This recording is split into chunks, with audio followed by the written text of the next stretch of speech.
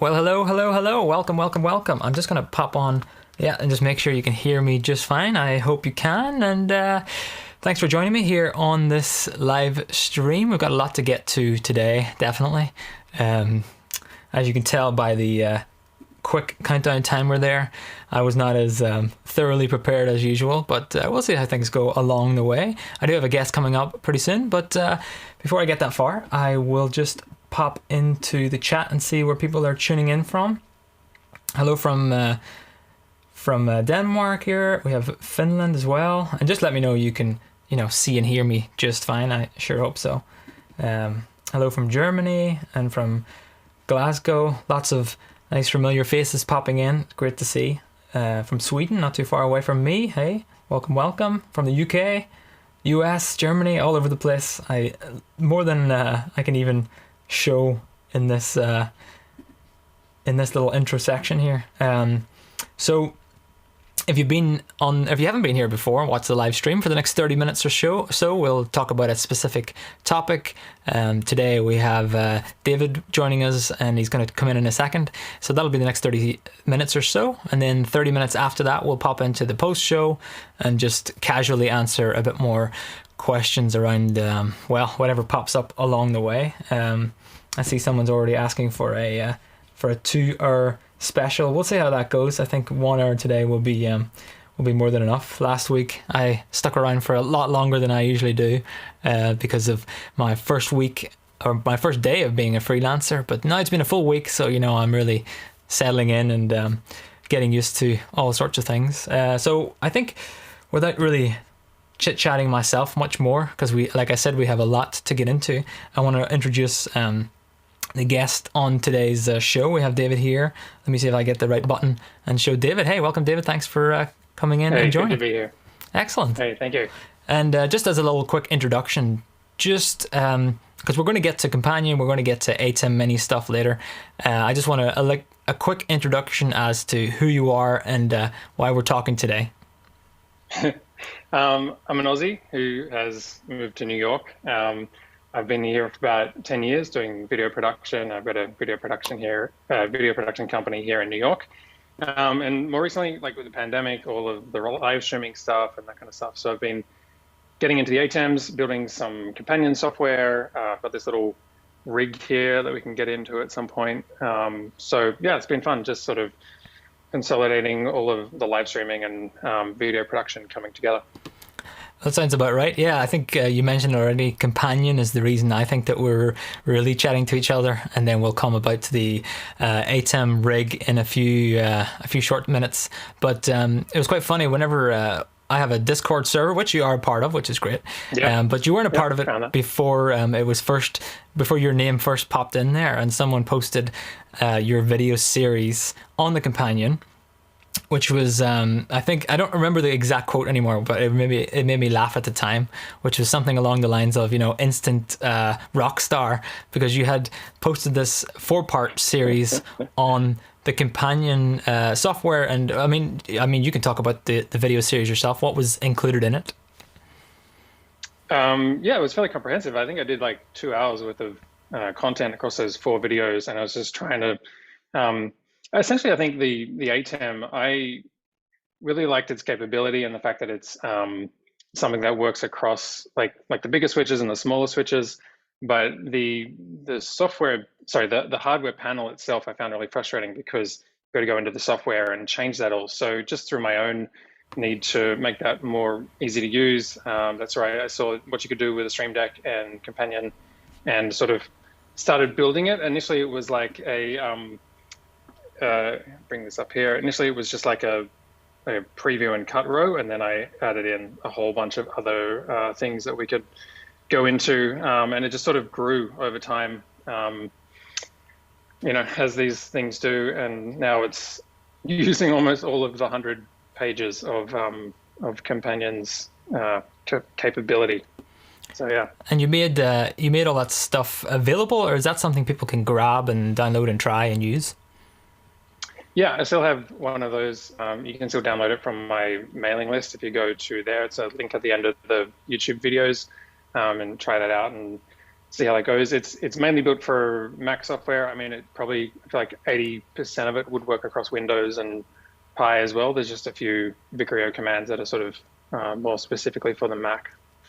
Yeah, that's a good point. The buttons kind of grew over time and became lots of different buttons. And in the past, certainly, I have made pages with lots of different buttons on them for very single use case events and all that stuff. And then whenever I'm done with that event, I kind of just sort of throw it away and start over next time. But are you finding that over time you are constantly using all these buttons again and again? Yeah, I mean, I think when I was designing it, I wanted to make something that was kind of like a default switcher. So you could also like build in custom things. But basically, this homepage is sort of like a switching panel, and then you can jump into the menus and sort of like go through the audio and adjust that as you need to. But yeah, it was really sort of looking at some of the bigger ATEMs and what they have in terms of the cut row and the preview row, and wanting to find something that could be universal. And then some of these buttons up here, like I've got, like if you're doing a PowerPoint, sort of like a Google Chrome slideshow, you could advance your slides, but if you don't need that, then you could, of course, jump into companion software and wipe them and just sort of build something that you need, which is what's great about companion generally, I find, is that it's just so universal. You know, you've got 200 modules, all sorts of different gear that you can plug in. So if you begin with a profile so that your ATEM's up and running, then you can plug in an audio mixer or OBS or H2R graphics, that kind of stuff, and you can just keep adding to it and really make it really sort of tailor make it to the production needs that you have. And you also have the phone support. You were showing me off a little bit before, or you're showing to me before we went live there, that you have quite a little setup that you've specifically set up for the stream, right? You're not in a studio right now. You're just at home. I'm just in my apartment. Yeah, I have a like a seamless that I do for photo shoots and that kind of stuff, which is bolted to the ceiling here, and I've got lights. Like windows, which gives me some good light. So it's nice to just keep it fairly simple and not have to bring home all of the gear from the office. Well, you say fairly simple, but give us just a little tour of all the camera shots that you've got set up there for this simple demonstration. Well, having said that, I'm running a 5D Mark IV over here, and I just decided to turn itself off. So I'm just going to turn that one back on. Always good timing whenever you're live. Yeah, I know. I just heard it go off in the corner. At least I wasn't like on that one. Well, so right now we see one shot right now, which is your main shot. You're not in it anymore, but it's still there. So I think I need to replace the battery in that one. That's the problem. So I had, so this is my main shot, which is a C200, which is just hardwired in over HDMI, and I've got a auto cue so that I can see you and get sort of eye line to camera. And then camera 2 was this angle, which is running the Teradek, but the batteries decided to conk it. So if I jump to 3, this is running Filmic Pro on an iPhone, which I've just got mounted because it's very light and easy to do that. You know, it's not like heavy rigging. And then 4 is just like a computer input so that I can, you can bring up Companion and sort of work your way through that. But then I guess back on 3, some of the cool things are, if you go into the key button here, you can do, I'll just turn this on. We've got a lot of preset keys, so I could turn on like a circle, and then under the long press, I can select 1. And so I can push myself into a circle. So that's the sort of stuff when I say, like, I just wanted something universal so that if I go, that's great for that shot, but then I could jump back to maybe a box because that works better. And then we go back to 1. And then sort of I'm back on right on the top. Is that one? Yeah. Okay. So then I can sort of get back to that sort of display if I want to keep a picture-in-picture and sort of move it around like that. So yeah, looks really good. I just wanted to point out that I have, because of the way I'm bringing you into the show today, I've kind of cropped in on the image, so I was cutting off some of those boxes, but otherwise on my end they looked really good. And I know I've saw your videos as well, so it all shows up where I expect them to. And now, do you ever find yourself to be getting lost in any of the buttons, or do you know your way around there really well? I know my way around there really well. I hope other people do. It's always something where I was like, I wanted it to be universally usable. And as I sort of was designing it and thought, okay, maybe other people could use this, that's where hopefully some of the labeling is clear. But if anyone's used it and it's unclear, let me know. Because yeah, there's a lot of stuff in there. Like if you get into the upstream key and the flying key, there's a lot of things that you can do in there, which takes probably a bit of just sort of going through and trying it out. Yeah, well, that's actually one of the things I've found about. I know I'm saying that you can get lost in there, but if you open up the ATEM software control as a newbie, you're most likely to get lost in there too from the start. So if anything, you're abstracting away a lot of the harder concepts and making them a lot easier to get to. So as soon as people get used to the pages and navigation of the pages, they actually can get access to features that they probably couldn't find in the original software anyway. Totally. And I mean, I hate it. I really do. I just I've always thought this, I get that this interface is sort of meant to be like a switcher type thing, but like this panel of palettes here, it's just, going into these panels here and choosing the fill source. It's like you don't have time for that. And I would love to see this whole app redesigned as something like I feel like Resolve is a much nicer application to use, and there should be some other way of doing this that's not sliders and all that kind of stuff. Even like the media, the fact that you've got to drag it across, and why can't you double click it? Yeah, I couldn't agree. I couldn't agree more. That's been a bit of a something I've been going slowly on and on about over years now, but over the last few months is it's time to move away from an interface that has buttons that look like real buttons on a broadcast box that was made 20 years ago. It's kind of in need of that kind of refresh, I think. Yeah, and I think I assume it was meant for schools and churches and that kind of entry level organization. And the frustrating part is you can see these promo videos where they go look at all this stuff you can do, green screen key, it's got the same chroma keying as some of the bigger ATEMs, but to do it you need to build your own macros, and once you've built a macro that's very niche, you can just do that. So what I wanted to do with this was build out all these macros so that you didn't even have to look at the ATEM software control, and you could just use a Stream Deck, or you can actually run it on a computer through a web browser. If you don't have a Stream Deck, I know there was a worldwide shortage of them for a while. I don't know if I think they're coming back in stock. Yeah, I think some so. of the XLs for a certain where, I've seen them around. They sort of come and go on Amazon. But yeah, this is just fun too. It just sort of it sits on the desk and it's little and it's easy and it's nice to use. So yeah, exactly right. Yeah. And you know what? I think we can come back to that if anybody has any specific questions about the companion stuff, because I want to jump into part 2 of the discussion. I do have a picture here. You were kind enough to send me the videos that you made, but time was tight, so I just ended up going for photos. But this is a screen grab from that. There's a link. I'll send out a bit later or put it underneath this video, but to your channel, and you can see your ATEM Mini Pro Rig. A 2-part series on sort of the demonstration and then the teardown. Now this is a screen grab from the demo part, and then this one, which I like the most, is a picture of the teardown with all the pieces.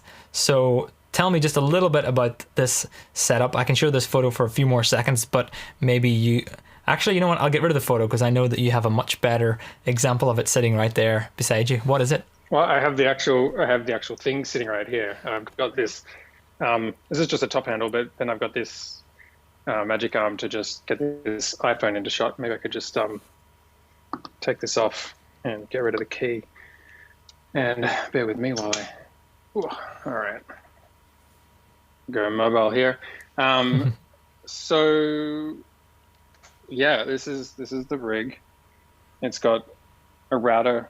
It's got a USB-C hub. It's got the ATEM, which I did vertically because I just wanted it kind of out of the way so that it's there's space for the computer, and like I said, like I really just use this to switch everything that this guy can do. This guy can do more. So that's where in terms of how it stacks into a case at the end of the day, and it's just packed away. All of this is just stays there ready to go. And then I got some Teradek stuff, and there's a Raspberry Pi in the back, which is at the moment it's some rubber separating it and some elastic bands to just keep it in place. I haven't quite got around to mounting that one. And then of course like a V-mount battery on the back so that it can power the whole thing, and it can just do it. So yeah, and then the rails on the bottom, you can't quite see it there, but you can put it on a tripod and mount that. So yeah, that's kind of that's the rig. It looks really cool. I really like it a lot. Yeah, I was impressed immediately. I've been constantly trying to think of a rig here for home and messing around with plywood, and you can get pretty far with that. But then you see like a really nice compact rig like that has so many features built in, and that takes up half the amount of space that what I've been working on. It just kind of makes me go back to the drawing board and see, should I go a complete different direction? But the problem that I find is sourcing all of the, like, even just the reels in there, just finding and sourcing all of that stuff. I mean, where did you even get started with building this whole monstrosity? Mostly on Amazon. Mm-hmm. Yeah, that's where I start sometimes. yeah. So I've got on my website under ATEM Mini Pro Rig here. Let me show that back. I've got like, if you scroll down, I've got links to all of the parts on Amazon, and also some of the other things that I like in terms of mixers and all that kind of stuff that I've been using on this. And then further down, if you keep going, like this is the tablet mount that's holding the ATEM in place. Excuse me. And some of like the cheese board that it mounts to. This is sort of the cage structure here. The rods, all of these are universal camera parts, so it makes it very easy to just kind of, even if you're done with this one day, you can build this into your other camera rig stuff. This top handle I like. Cold shoe mounts, little arms, and then I've got a whole electrical section. So there's like the AC power adapter here, which is like 120 watts. So there's a lot of oomph in there, some power splitters. These sort of things are really tricky because, and I explained this in the video, that the ATEM Mini Pro and the streaming bridge are actually like 2.5 millimeter inner barrels. And then most of the other stuff is sort of like 2.1. So that's where you just got to like get the right power, and also you got to make sure the voltage is right as well. And then for me, like I built in some D-tab splitters and that kind of stuff, and just different Teradek cables, some step downs to get some 5-volt circuitry out of the 12, some USB-C to power those sort of things, some short HDMI cables, some patch cables for Ethernet, little 5D Mark IV dummy battery to plug into the rig. I don't know. And then I got some photos. Yeah, you took a lot of really nice photos as well, which backed it up. The Zoom call here is not doing them justice, but they're really really great photos that you took, a great selection just to show off every angle of the whole setup, which was a pretty smart idea indeed. I really liked that a lot. It was so this was the sort of the cage, essentially. I had some other designs. I should have got some photos, but initially it was trying to get, I don't know if I'm cropped in your screen. Hopefully people see this, but it looks great. It was, okay.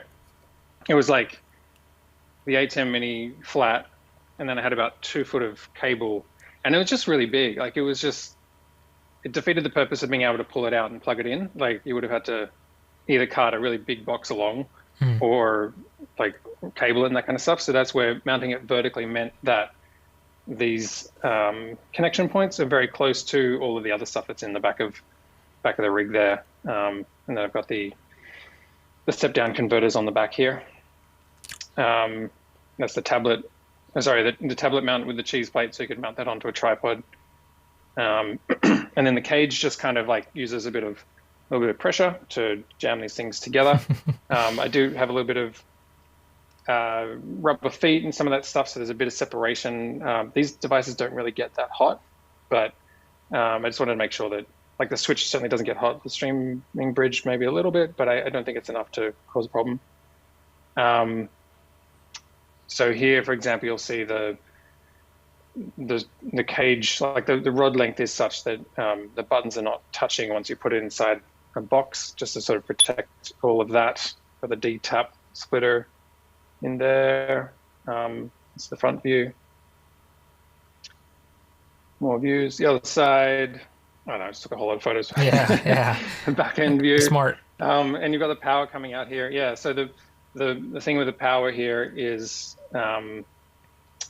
just trying to get everything into the one cable. So at the moment, I'm not running the battery because I'm at home. So I've just plugged that in, and that's running the whole rig. And then this USB-C dock, I have an extension cable that's about 6 feet, and that can plug into the Mac. So all the power is coming through to the Mac, all of the data, this video screen that you're seeing at the moment is being shared back into the Blackmagic port number 4, which is what I use for like VLC or H2R graphics. All that kind of stuff is using HDMI 4 on this particular setup here. Yeah, so it just kind of keeps it neat and tidy. It's along the top, easy to get into, and we have the a back end of the dock. Comment here from Shane saying, "Crikey, amazing rig and great to see a detailed breakdown." And I was thinking that too. Just taking so many steps in the breakdown and showing every detail is really nice. And more. I'm guessing Shane is from Australia. Maybe. Is that my accent? And I'll even give and you're like a crikey. A super chat too to say this is for a beer fund. Now I'm not sure if that's for your beer fund or mine, but maybe we'll split it someday if we meet up someday. 50. We can, that's pretty good. Exactly, that's not bad. We could definitely have a few beers on that. Oh no, that's Norwegian though, so it's not 50. Is it? Yeah. Oh, it sounds like US dollars. That seems good. But no, I think people are impressed by the level of detail popped in. And have you tried? Yeah. Have you thought through what would happen whenever you make the inevitable ATEM Mini Extreme version? Oh, I do have that. I just give me a sec. So I got that because everyone was like, "When are you getting Extreme?" And I'm like, I don't know. I kind of like the small space of the regular Mini, but I do have. It's just big, like yeah. It's not so like look at that sandwichable. You know?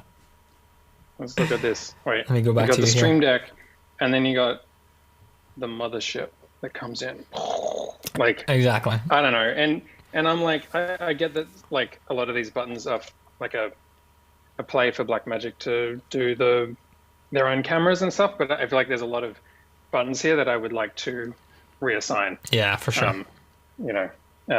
I think it'd be great if they had something like this.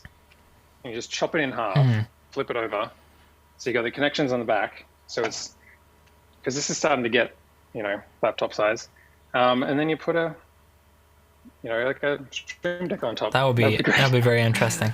I would like to see like nice. a brains only version. In fact, I have my Extreme in the cupboard over there, and I only have a XL Stream Deck in front of me to control it. So when I wanted to add a button, I just add a button to that, and I just leave it over there because there's so many buttons on it that I don't really need to know about.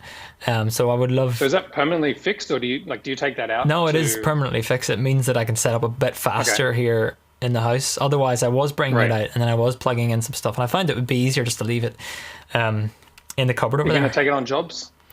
I'll try not to. Well, it becomes a whole thing. It does. It does. I might get a second one if I really want to do that. So we have some. That's where I think like. No, go on. Oh no, you go.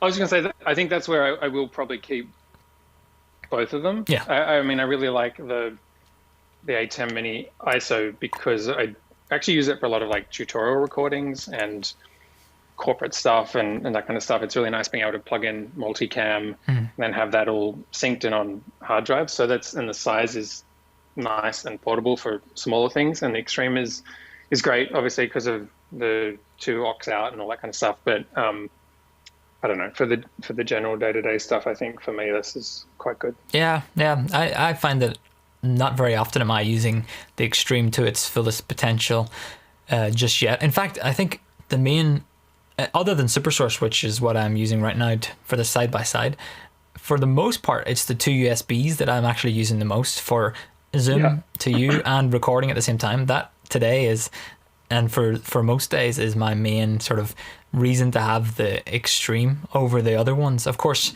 using the SuperSource comes in handy, but for most of the stuff that I'm doing, it's either recorded and edited, or else maybe now that I bring somebody on, and I appreciate that you came on as a guest today. This is the first sort of guest in this new studio. We had some fun internet challenges on both ends, so it's been a fun ride. Spectrum. Yeah, exactly. Yeah, and I see another super chat pop in here, and this is for your beer fund instead. So about the same amount of money, so we're pretty good. I think we'll be. No, it's your money, mate. you totally deserve that. A beer each. Like your graphics app and stuff is awesome. Thanks. Maybe we'll be together. We have some. Yeah, exactly. We'll do that. We have some questions just to wrap up the main show, and then we'll pop into the post show if you can hang around for the next half hour after that. That's good. But Tim wants to know: can you please ask David if he's planning on an extreme version of his companion Stream Deck software? Yeah, I am. Like I said, I bought it. I bought it because I felt like people wanted a version. Like I don't think if I was not building this, then I would not have bought it, because I probably could do without it. So yeah, it is coming. I just had a very busy month, which is great because after the pandemic, which was very slow, it's nice to be very busy again. But there's just a lot of stuff going on, and then I wanted to get that rig video out and all that kind of stuff. So, but I think this week I'm going to be knuckling down, and I'm excited to get into it. I think what I'm thinking about the most is just like how to design this homepage for there's so many. Like the matrix is so much bigger, rather than 4, you've got 8 inputs. So you got to do that. And then all of the upstream keys, and I don't know, it's going to be a lot. I feel like it's going to be a lot. Yeah, it does get a lot very fast. I obviously haven't made one of those myself, but whenever you get and start playing with the Extreme more and more, you do realize, I mean, it's the reason why I've released like 6 videos about it rather than just one main one, because there's just so many features built in, which is really impressive for what you're getting, for the price you're getting. It's crazy. I think the 4 videos that I made, like those tutorial videos, they probably took like 2 months to cut them, just like in terms of, I don't know, I just recorded for so long and then cutting it down to make it a manageable length. So yeah, hopefully I'll try and get some more shorter videos out. That's a good idea. I just want to thank Peter that popped in there and said thanks for the great content. I appreciate the super chat as we were chit-chatting there.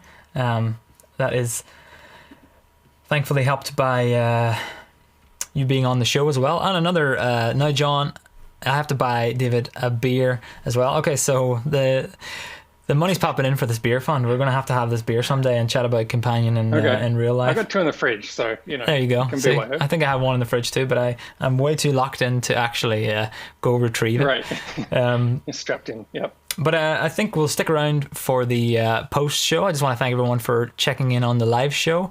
If you're here live, stick around. You can watch the post show just fine.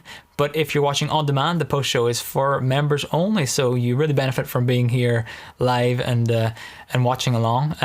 Thanks so much, David, for joining me. And I mean, it's weird to say goodbye because we're going to talk in a second. But where should people go if they're watching this right now? And probably davidjoshuaford.com. That's on my website. I've got the companion profiles. I've got the rig. I've got a breakdown of all the parts in that. So if they want to sort of find what went into that, it's something where like you don't even have to build a rig necessarily. But I think some of just the connections and the parts that we used, you might just put it into a box or something. But the electricals too, I think is nice just in terms of consolidating the power bricks. Exactly. Sounds good. Let's answer some more questions in a few Cool. minutes. Otherwise, thanks everyone for popping in live. I'll see you in a few seconds.